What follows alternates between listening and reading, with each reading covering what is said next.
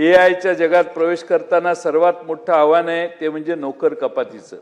माझं तर मत असं झालेलं आहे की हे आपली सगळी पोरं कॉम्प्युटर इंजिनियर झाली, सगळे वर गेली आणि कुठल्याही गावात गेलं तर कुठे आहेस तू, तर पुण्याला आहेस, बेंगलोरला आहेस, मुंबईला आहेस, कुठं काम करतो तर IT कंपनीत काम करतो.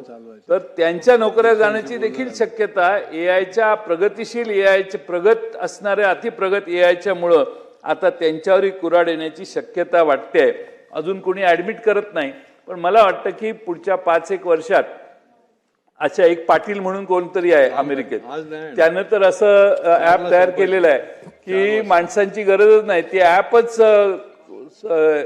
फायनल डिझाईन याचं आवश्यक ते डिझाईन तयार करून देतं. त्याला माणसांची गरजही लागत नाही आणि त्यामुळं डेटा हा फार महत्त्वाचा आहे आणि त्याच्याबरोबरच आपल्या नोकर कपातीचं या व्यवस्थेवर असणारं जे